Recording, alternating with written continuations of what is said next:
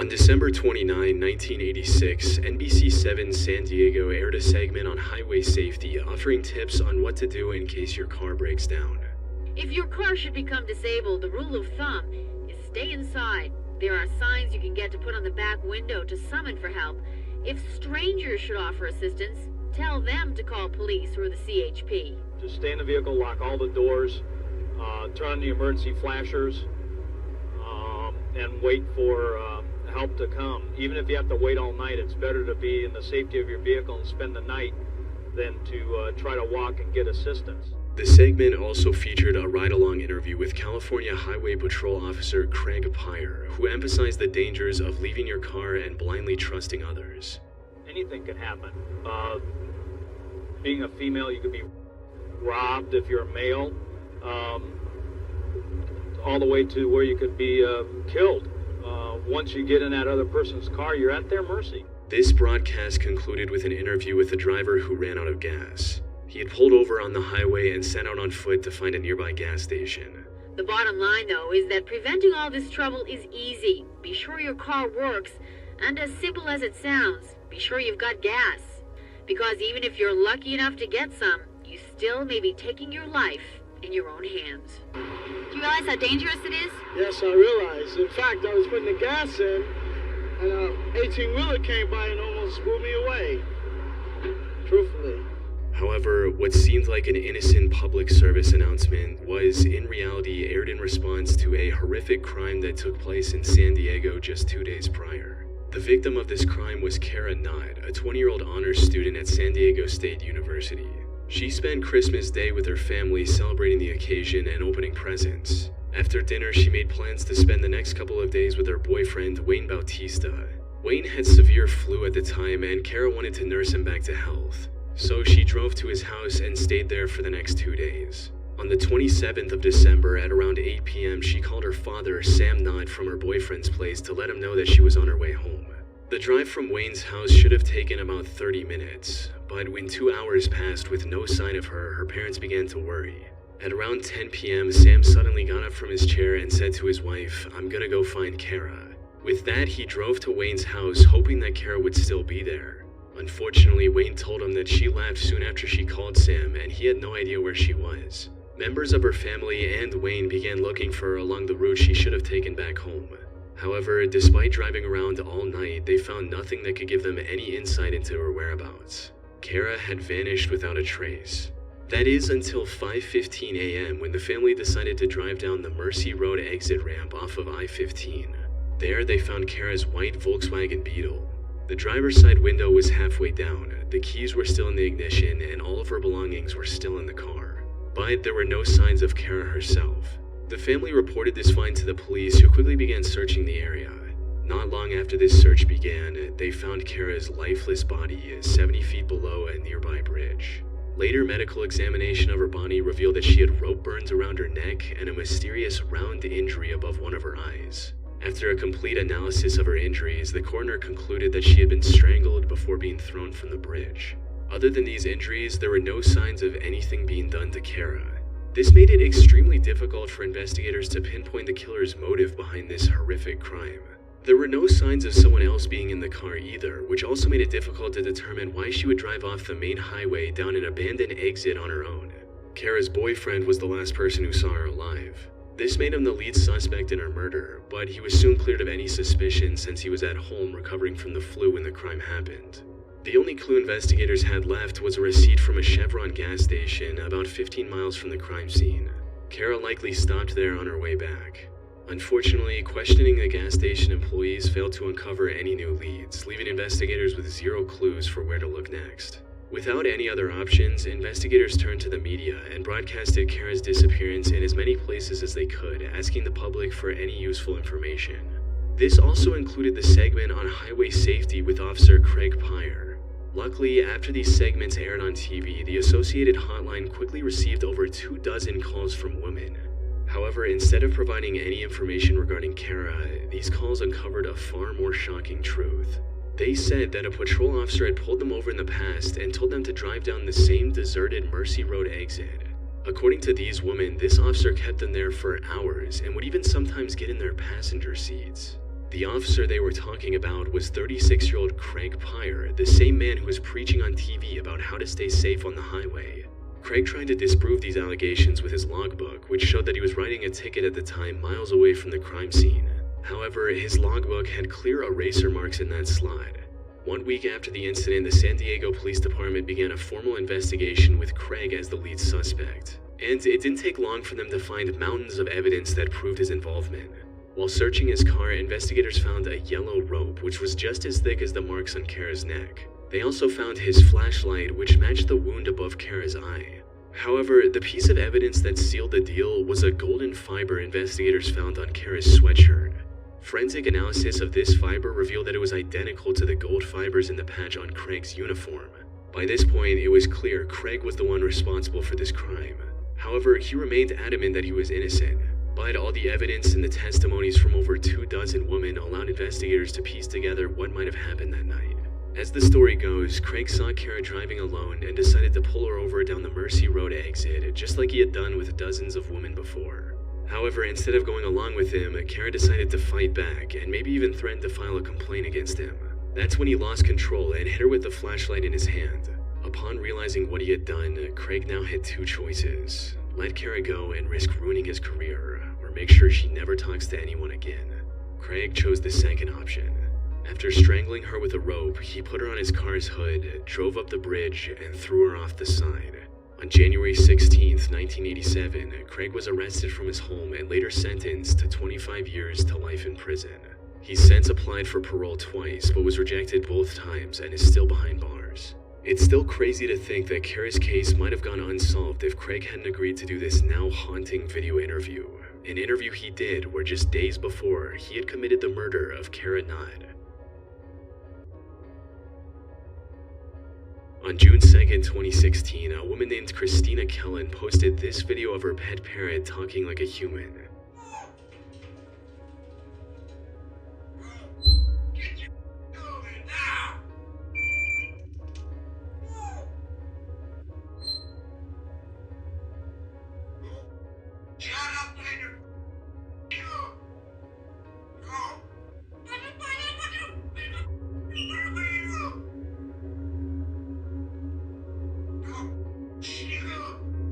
On most other occasions, people will look at a video like this, think it's cute or interesting, and move on with their lives. But in this case, the video of a talking parrot became the key to solving a murder, one that baffled investigators for over a year. On May 12, 2015, at around 7:30 a.m., a woman named Connie Ree heard gunshot sounds from her neighbor's house across the street in Sand Lake, Michigan. But she didn't pay much attention to it, since the neighbor, 46-year-old Marty Durham, regularly hunted in the area. Connie and her husband Keith were close friends with Marty and his wife Glenn, and were familiar with the couple's habits. However, later that day, Keith notified Connie and told her that Marty wasn't answering his phone calls or text messages. So after finishing her work, Connie went out to the Durham house to investigate. The doors were locked and no one answered when she knocked. She assumed the couple wasn't home and went back to her house. But when an entire day passed without any word from Marty or Glenn, Connie became concerned and decided to check on them again. This time, she noticed that one of the doors was unlocked and went inside. At first, she found the living room, which was a complete mess. It looked like the place had just been robbed. However, nothing could have prepared Connie for what she came across next. As she entered the master bedroom, she saw both Marty and Glenn lying on the floor, covered in blood. She immediately ran outside and called for help. A group of firefighters was already nearby and rushed to the scene. After taking note of the situation, the first responders pronounced that both Marty and Glenn were already dead. Both had bullet wounds on their bodies, and judging from the state of the rest of the house, it looked like a robbery gone wrong. But before they could begin investigating who the supposed robber was, something completely unexpected happened. About an hour after the initial report, a police officer who was on the scene noticed that Glenn looked like she was breathing. He walked up to her to check for a pulse, and that's when she opened her eyes and sat up straight despite having a bullet wound behind her ear. She was taken to the hospital for treatment. Miraculously, her wound wasn't lethal, resulting in her surviving the incident. Marty, however, wasn't as fortunate. He was shot 5 different times and didn't make it. Back at their house, investigators found a Ruger new model revolver under a couch in the living room. They also found several cartridges and one unused bullet for this revolver on the couple's bed. Investigators believed that this was the weapon used to shoot both Marty and Glenn, but they didn't find anything that could help them locate the supposed intruder. Without any other options, the police began investigating Marty and Glenn in hopes of finding potential leads. That's when they made a chilling discovery. Glenn's phone record showed that on May 11th, 2 days before Marty's body was discovered, she texted her mother saying, "Love you, sorry." Seconds after sending this text, Glenn's phone accessed a web page titled Ruger New Model Single 6 Single Action Revolvers. This was the same gun that was found in their home. After a more thorough search, investigators also found 3 letters written in Glenn's handwriting that were addressed to her children. Similar to the text she sent to her mother, these letters also contained apologies of sorts. When Glenn finally recovered enough to talk in October of 2016, investigators asked about everything they found. Glenn, however, completely denied ever searching anything about a revolver online and said that she had written the letters a long time ago. When asked about Marty, she claimed that she didn't remember anything relating to his death. At this point, Glenn was the #1 suspect. However, investigators didn't find any solid evidence they could use to bring her in for a proper questioning or make an arrest. After all, it was still possible that the incident was caused by an intruder, especially since Glenn was shot as well. This left Marty's case at a standstill, and it remained that way until June of 2016, when out of all things, a talking parrot single-handedly solved the case.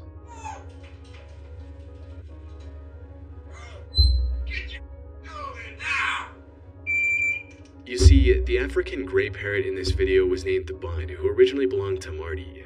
He was later handed over to Marty's ex-wife, Christina, after his death. The thing about this parrot is that he was in the house when everything went down and witnessed everything. For those who don't know, African gray parrots are among the most intelligent parrot species. They're great at imitating human speech and even understanding the meanings of some words. They're also more likely to repeat what they heard during a high-stress situation. This is why, while in the care of Christina, Bud kept repeating what he heard on that day over and over again. Probably about a month or so after Bud got here, I would hear him scream and squawk, and it would happen a lot at nighttime. But then one day, literally, he just kept going over and over again, the same and it sounded like 2 different voices. And I was just so freaked out that I took it upon myself to record it. If we go back to the video of him speaking, we can make out what sounds like an argument between Glenn and Marty.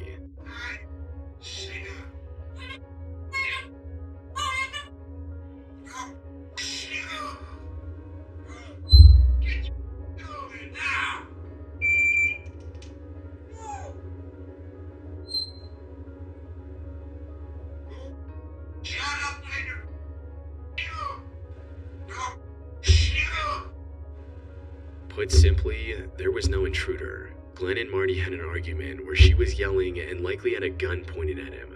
Now, while this video gave necessary insight into what went down, there was no practical way to use a parrot for testimony and convict Glenn. However, this gave the investigators the confidence they needed to pursue her more intently.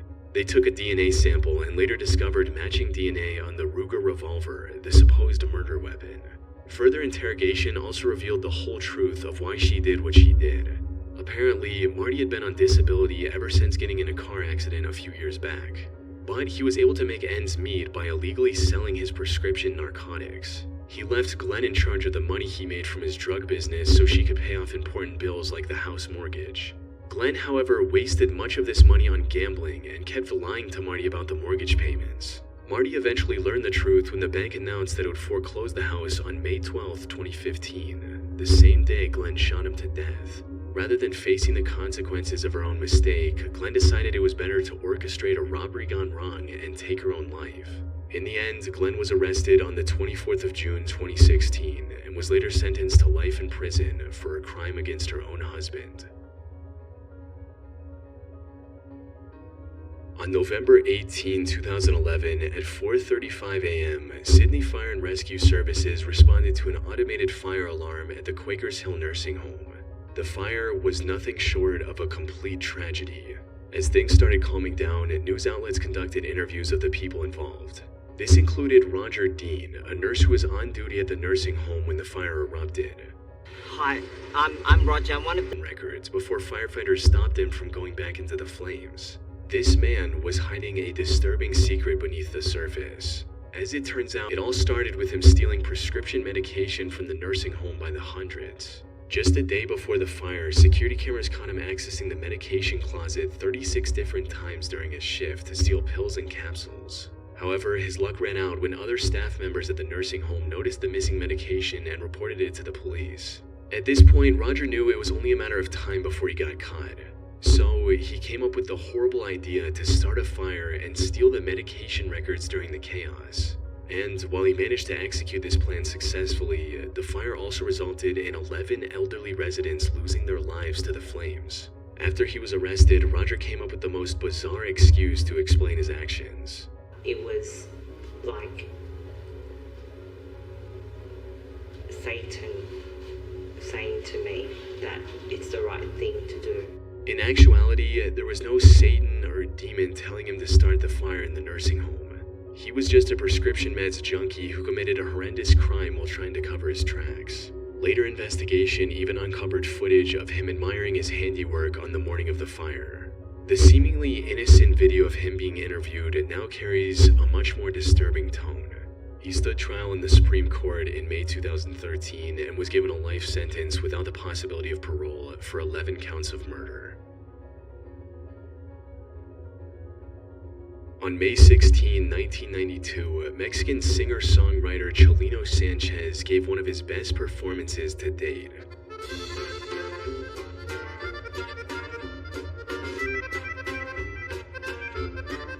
He performed many of his popular songs before ending the concert in spectacular fashion.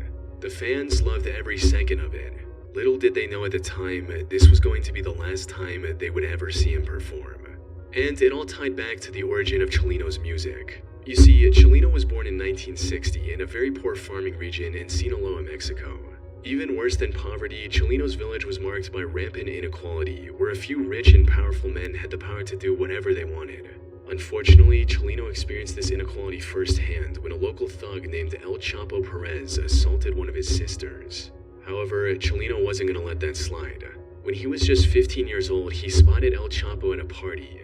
And without a second thought, Chelino went up to El Chapo, drew his gun, and killed him at point-blank range. But since El Chapo was a well-connected man, killing him forced Chelino to flee to Tijuana before crossing the border into the US. After establishing a foothold in America, Chelino went into business with his brother in Mexico, smuggling Mexicans into the US. However, this operation came to an end in 1984 when his brother was killed in a hotel in Tijuana. This inspired Chelino to write a song commemorating his brother, but he did so in the most unconventional way. The song was written in a traditional Mexican style called corrido. For the lyrics, Chelino spoke openly about him and his brother's life, not shying away from the topics of drugs and violence. During this time, he himself ended up in prison in Tijuana. There, other inmates loved his unique style of music, causing it to spread across the Mexican underworld by the time he got out. It also gained a new name called narco corrido. After getting out of prison, Chelino kept working on his music and quickly became one of the biggest stars of his era. By 1991, he was selling out arenas for his tour. However, given the genre of his music, he never managed to escape the violence he once came from. During one of his concerts in January of 1992, someone ran onto the stage with a gun. Instead of running to safety, Chelino decided to draw his own gun and engage in a shootout. This resulted in the death of the assailant as well as 10 people in the crowd getting injured. Chelino also got shot but managed to survive. However, his luck was about to run out. About 5 months later, Chelino performed in Culiacan, Mexico, delivering what would later be remembered as one of his best performances. And, as we mentioned earlier, also his last. During the concert, someone came up to him and handed him a mysterious note. In the footage from that concert, we can clearly see Chelino read the note, become visibly shaken by it, begin sweating, and stare into the crowd for a very long time before resuming the performance. Near the end of this concert, Chelino made sure to properly say goodbye to everyone, including his friends and fans. Shortly after the concert ended, Chelino was kidnapped and executed with a bullet to the back of his head. The note he received on stage essentially said something along the lines of, "We're going to kill you after this performance." Chelino knew the threat was real, and that this performance we see in the video would be his last one. Unfortunately, the identities of the killers were never uncovered, and it's unlikely they ever will be in the future.